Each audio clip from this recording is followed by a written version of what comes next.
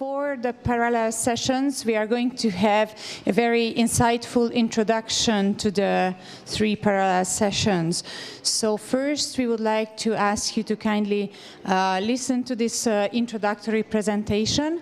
And after the presentation, we will tell you which sessions are available in which rooms, and my colleagues and the hostesses will help you to find the rooms for the parallel sessions. So now I would like to invite on stage Dr. Tünde Koltai, the president of the Hungarian Alliance of Patient Organizations. Hogy működik? Ja, ez a tudom. Okay. Thank you. Thank you for the invitation, and quite a surprise for me that I am the main speaker for this session, the 3 sessions, and I have to tell the other truth that I got only the title of my talk, and I tried to guess. What can I speak about the social impact of brain health research? Okay, I start. So first of all, there are 2 slides. The two slides that from the last few weeks ago. Published OECD country report and European report. It means that shows that the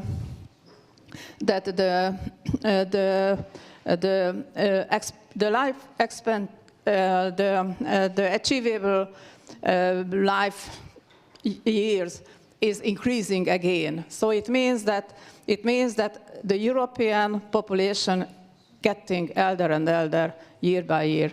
So I think that it has an impact to the brain health too. The second one, this is the Alzheimer disease. I have questions to the data correctness or something like that. Why the highest ratio is in Germany, and how it's compared to Hungary. I can. Again, a question, how the data suppliers or even the healthcare system recognize the patient on the right number. So this is something. The patients need, and the previous session, in the last discussion was the prevention. This is my, I have some very friendly terms. The prevention is again one of that. So I think that the public health issues and any disease specific questions without answering how to prevent the disease development, this is very, very important question. So the patients need the promotion of the healthcare, the prevention from the diseases. When they got something, the treatment they needed. And again, this is a chronic disease. The care is very, very important. And many times the rehabilitation is also very important. And again, something very important, that this is all of this, the whole process is not affect only the patient, him or herself, but the families, the family members too. So I try to make a collection about the social determinants of the health. This is the economic stability. It's covered the employment, the financial situation. It's related very closely. The global impacts, wars in our neighbor countries, and the pandemics that we had some years ago. The next one is the education, access and quality of the education. It means that the qualification of the persons, it's very strong relation to the health. Their skills, what they collected from the during the education period.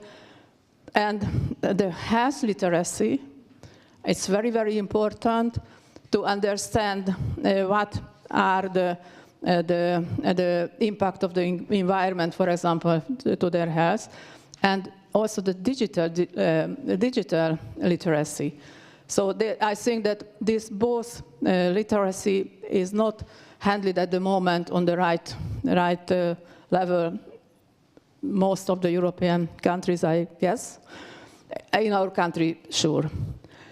The healthcare access and quality, that's again very, very strongly related to the health and the social condition of the patients, including the age, the nutrition. We are not speaking about the right nutrition. Even in the coffee break, we had some idea changes. Why we got here this Hungarian pogača. It's very, very, very famous, but it's bread, full 100% bread. Why we are getting that? So, and even the sweets are full of sugar. So that's okay. But if we want to have a better nutrition for the people on the street, we need to learn them and need to educate them, even such a meeting too. I'm sorry for the organizers. And, and again, very, very important. If someone is diagnosed by a specialist for a brain-related disease, that people might have 3 other different diseases and conditions. And sometimes the treatments and the pills are killing each other or decreasing or increasing the efficiency of the drugs by treatment. So it's very, very important. And even from the patient side, this is the health literacy question, but from the medical healthcare professionals, this is the education and the training question. Very important, again, the neighborhood and the environment, neighboring the people, the geographical location where they are living, in a very small village or a big city. Again, how is their housing? It's a luxury flat in the top of the hill, or a very poor house without infrastructure in the middle of nowhere, as my colleague used to say.